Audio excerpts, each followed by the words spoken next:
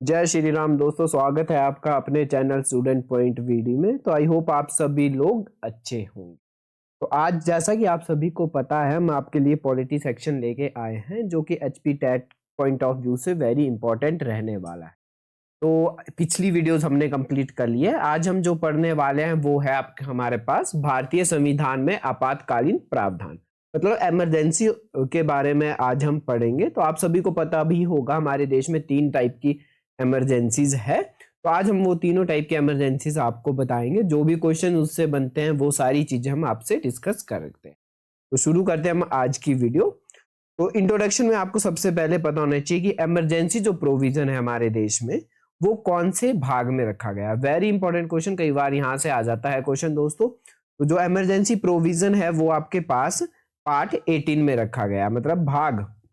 ये मैंने पहली वाली वीडियोस में भी, पहली वीडियो जो बनाई थी शेड्यूल्स और पार्ट्स की, वहां पे भी आपको बताया था कि जो हमारे पास इमरजेंसी प्रोविजन है, आपातकालीन जो आपातकालीन है, वो हमारे पास कहाँ पे रखा गया है? भाग 18 में रखा गया है, पार्ट 18 में रखा गया है।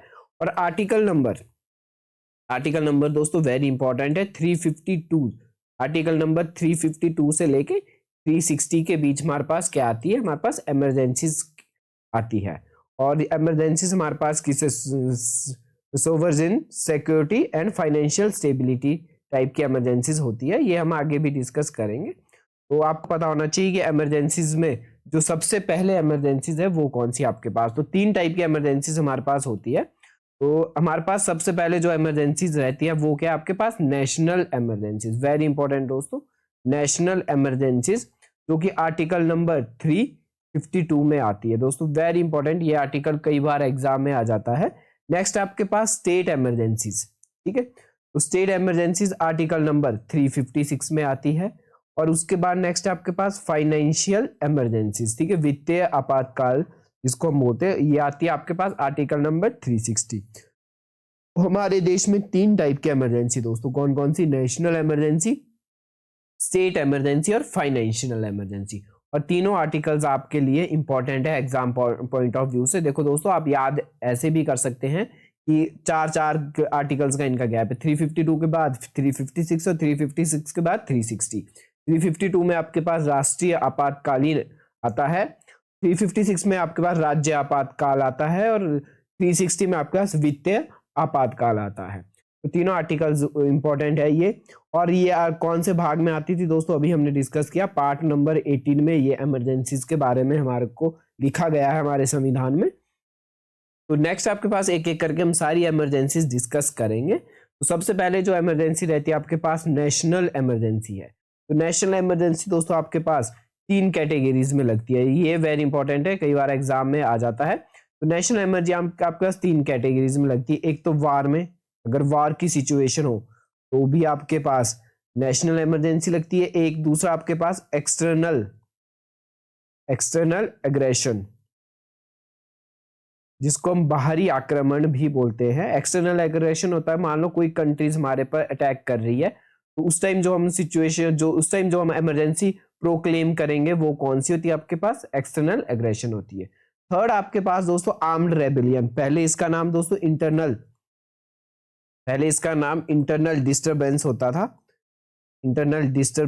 था। बाद में इसका नाम चेंज करके 44th अमेंडमेंट में क्या रख दिया था दोस्तों? आर्म्ड रेबेलियन रख दिया था, ठीक है। कौन सी अमेंडमेंट में इसका नाम चेंज किया था? 44th, 44वीं संशोधन में इसका नाम चेंज करके आर्म्ड रेबेलियन रख दिया था, जिसको हम हिंदी में बोलते सशस्त्र विद्रोह। तो आपको पता होना चाहिए 3 टाइप्स में हमारा इमरजेंसी लगती है। कौन कौन सी? वार में, एक्सटर्नल अग्रेशन में, ठीक है, और इंटरनल डिस्टर्बेंस में। वार्स मतलब कोई है, जैसे मान लो इंडिया किसी के साथ वार चली है तो नेशनल इमरजेंसी प्रोक्लेम होती है, या कोई हम पे वार कर रहा है तो उसको बोलते हैं एक्सटर्नल अग्रेशन। और थर्ड कैटेगरी कौन सी होती है दोस्तों? आर्म्ड रेबेलियन, मतलब हमारे देश में कुछ दंगे टाइप हो रहे हो तो हम इस इमरजेंसी का यूज करते हैं। और ये इमरजेंसी किसके द्वारा दोस्तों डिक्लेयर की जाती है? तो ये प्रेसिडेंट के द्वारा डिक्लेयर की जाती है। वेरी इंपॉर्टेंट दोस्तों, कौन इमरजेंसी को डिक्लेयर करता है? प्रेसिडेंट डिक्लेयर करता है इमरजेंसी को। ये क्वेश्चन हमने प्रेसिडेंट की पावर्स में भी पढ़ा था। और आपको पता होना चाहिए इसको कैबिनेट में, कि कैबिनेट की रिकमेंडेशंस पे ये इमरजेंसी लगवाई जाती है। तो आपको पहले कैबिनेट में भी ये पास करनी पड़ती है, और अगर कैबिनेट के लोकसभा और राज्यसभा दोनों में अगर ये पास हो जाती है, और ये इसको पास करने के लिए आपको दोस्तों स्पेशल मेजोरिटी की जरूरत पड़ती है। यहाँ पे मैं लिख लेता हूँ कैसी जरूरत पड़ती है आपके पास, स्पेशल मेजोरिटी की जरूरत पड़ती है। तो इसके लिए क्या होता है आपके पास, दोनों लोकसभा और राज्यसभा में दोनों में ये पास होनी चाहिए, और अगर दोनों में ये पास हो जाती है तो 6 महीने तक वो इमरजेंसी लग जाती है। पर अगर ये पास नहीं होती तो प्रेसिडेंट इसको 1 महीने तक लगा सकता है। तो ये चीजें आपको पता होनी चाहिए। नेक्स्ट आपके पास हमारे देश में दोस्तों 3 बार इमरजेंसी लगी है। कितनी बार इमरजेंसी लगी है? 3 बार इमरजेंसी लगी है, नेशनल इमरजेंसी। आई होप आपको पता भी होगा कब कब ये नेशनल इमरजेंसी लगी है। मैं अभी आपको बता देता हूँ। पहली बार चाइना अटैक के टाइम लगी थी इमरजेंसी। कब? जब चाइना ने अटैक किया था।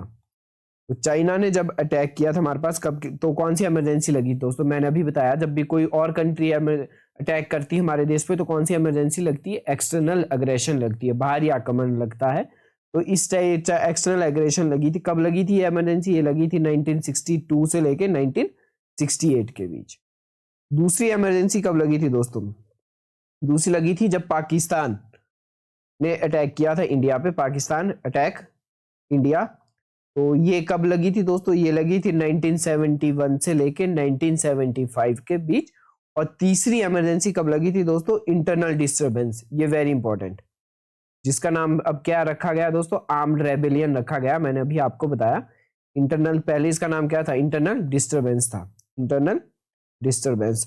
तो ये कब लगी थी दोस्तों? ये लगी थी 1973 से लेके 1978 के बीच। मतलब उस टाइम हमारे पास सेकेंड इमरजेंसी भी थी लगी, उसी बीच हमारे पास थर्ड इमरजेंसी भी लगा दी थी, जिसको हम इंटरनल डिस्टर्बेंस बोलते थे।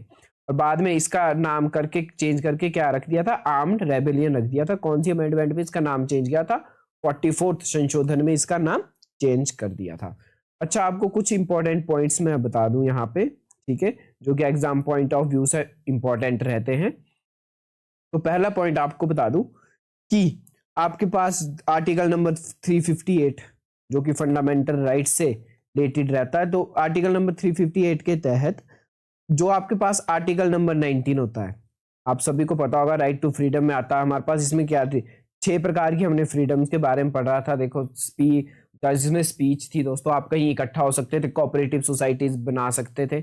उस टाइप की हमने 6 क्लॉज पढ़े थे, आर्टिकल नंबर 19 में पढ़े थे दोस्तों। तो जो 6 आर्टिकल्स होते थे वो क्या होते हैं? ऑटोमेटिक सस्पेंड हो जाते हैं, ऑटोमेटिक सस्पेंड हो जाते हैं। मतलब आर्टिकल नंबर 19 सस्पेंड हो जाता था जब भी क्या लगती थी आपके पास?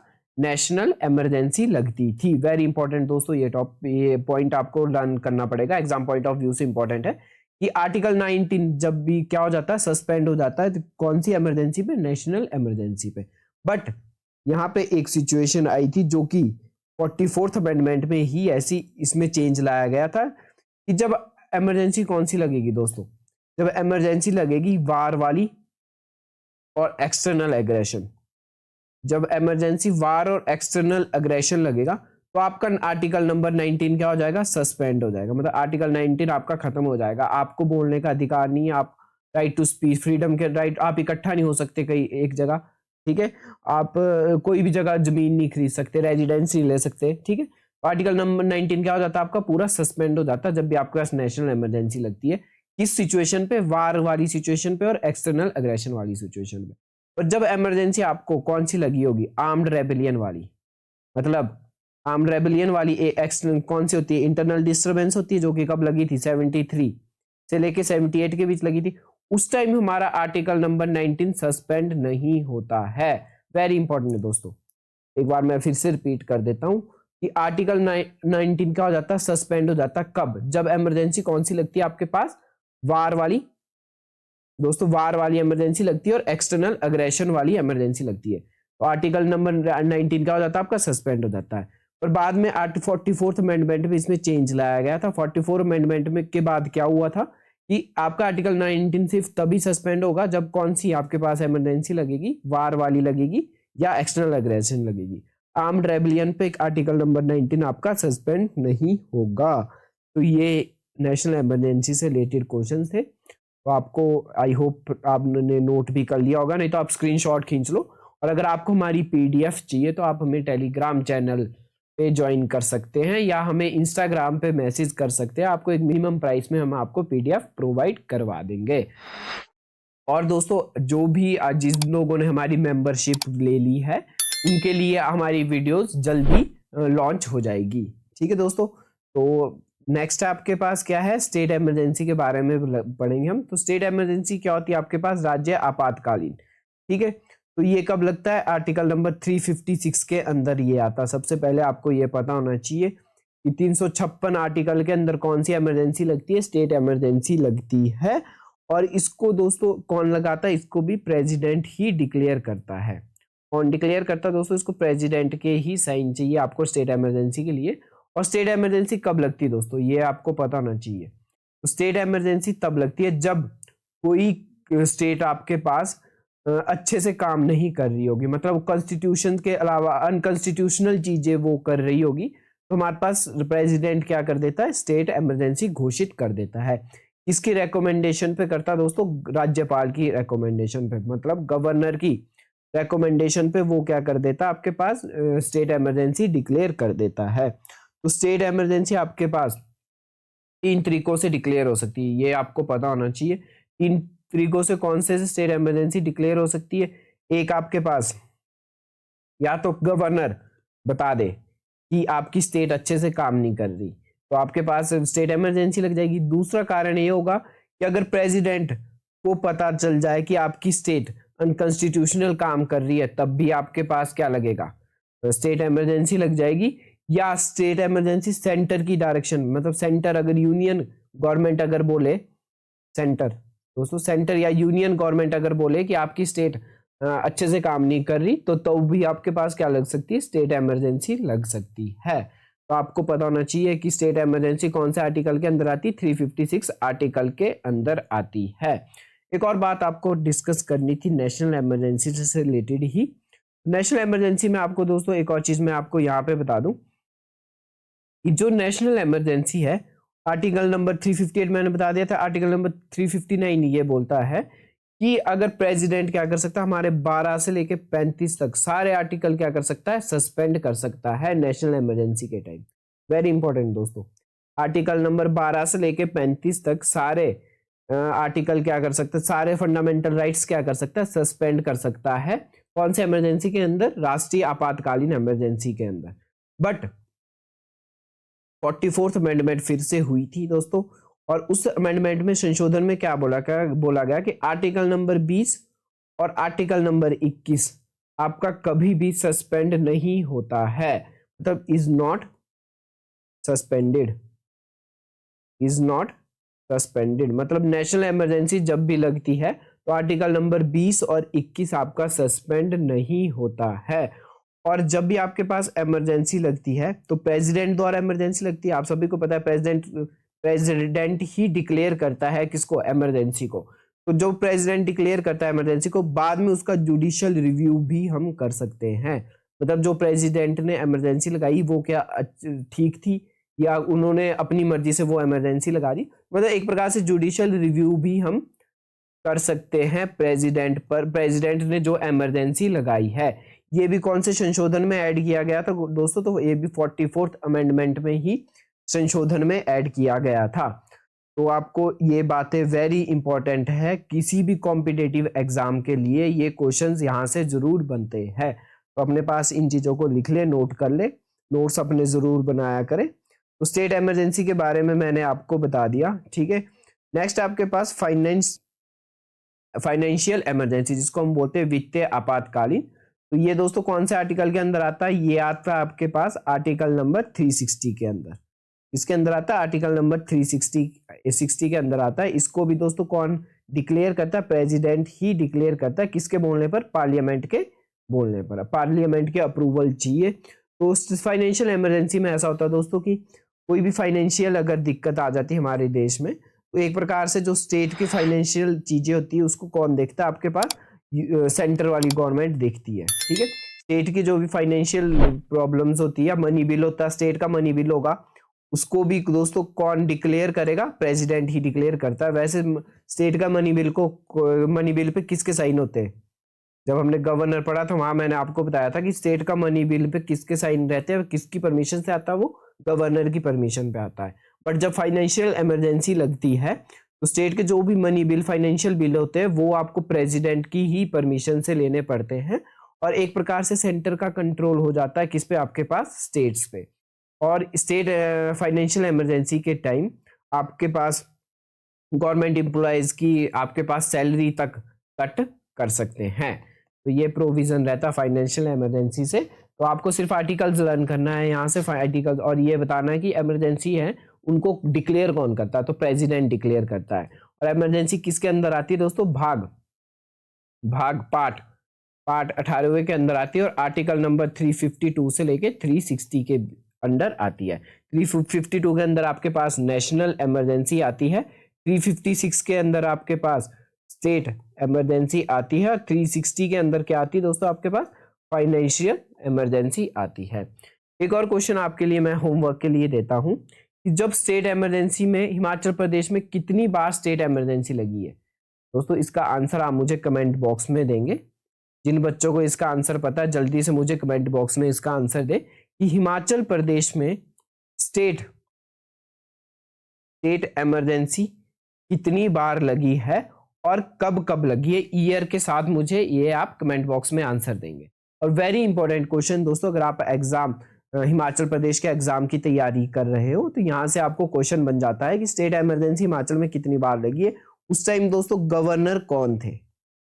ये भी वेरी इंपॉर्टेंट क्वेश्चन है कि कब हमारे पास स्टेट इमरजेंसी लगी है, कितनी बार स्टेट इमरजेंसी लगी है, और कौन उस टाइम गवर्नर थे। तो ये आपके लिए होमवर्क है, और मुझे जिन बच्चों को इनका आंसर आता है वो जल्दी से मुझे कमेंट बॉक्स में इसका आंसर देंगे। तो इसके बाद हम दोस्तों आपके पास पढ़ने वाले हैं कि हमारे संविधान में borrowed feature for different countries, मतलब क्या क्या हमने अपने संविधान में कौन कौन सी चीजें किस किस कंट्रीज से ले रखी है, वो हम आज डिस्कस करेंगे।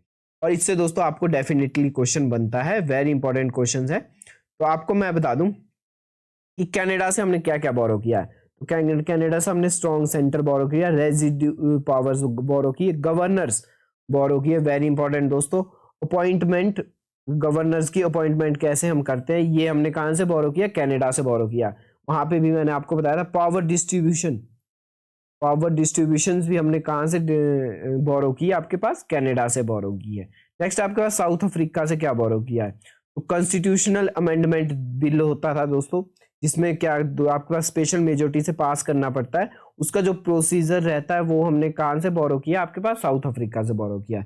राज्यसभा के इलेक्शंस हमने कहां से बोरो किए है, साउथ अफ्रीका से बोरो किए, वेरी इंपॉर्टेंट दोस्तों। ये राज्यसभा की इलेक्शन है वो हमने कहां से बोरो किए, आपके पास साउथ अफ्रीका से बोरो किए हैं। नेक्स्ट आपके पास यूएसए से क्या बोरो किया आपने, तो यूएसए से बोरो किया हमने फंडामेंटल राइट्स, ये आप सभी को पता है। रिटर्न कॉन्स्टिट्यूशन यूएसए से बोरो किया है। वाइस प्रेसिडेंट एंड राज्यसभा के जो चेयरमैन होते हैं, मतलब राज्यसभा का चेयरमैन कौन होता है दोस्तों, वाइस प्रेसिडेंट होता है। तो ये बात भी कहाँ पे, यूएसए में भी है ये, ठीक है। अपर हाउस का जो चेयरमैन होता है वो क्या होता है, वाइस प्रेसिडेंट होता है। जुडिशियल रिव्यू जो भी करते हैं हम प्रेसिडेंट पे, वो भी हमने कहां से बोरो किया, यूएसए से बोरो किया। प्रियम्बल हमने कहां से बोरो किया दोस्तों, यूएसए से बोरो किया, मतलब जिसको हम हिंदी में क्या बोलते हैं, उद्देशिका या प्रस्तावना। तो ये हमने कहां से बोरो किया, यूएसए से बोरो किया है। नेक्स्ट कंट्री आपके पास यूके से हमने क्या बोरो किया दोस्तों, तो मैंने आपको बताया था सिटीजनशिप, ठीक है। नागरिकता हमने कहां से बोरो की, यूके से बोरो की है। यूके नागरिकता दोस्तों भाग के कौन से में आती है, दूसरे भाग में आती है, आर्टिकल नंबर 5 से लेके 11 तक ये आती है। नेक्स्ट आपका पार्लियामेंट्री सिस्टम, मतलब लोकसभा राज्यसभा, ये भी हमने कहां से बोरो किया, यूके से बोरो किया है। बायकैमरलिज्म भी मैंने आपको बता दिया था, ये भी हमने कहां से बोरो किया, यूके से बोरो किया है।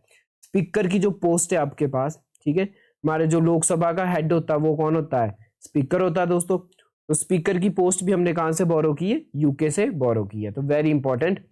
नेक्स्ट आपके पास ऑस्ट्रेलिया से, तो ऑस्ट्रेलिया से दोस्तों आपको पता है डिविजन ऑफ पावर्स हमने पढ़ी थी, ठीक है।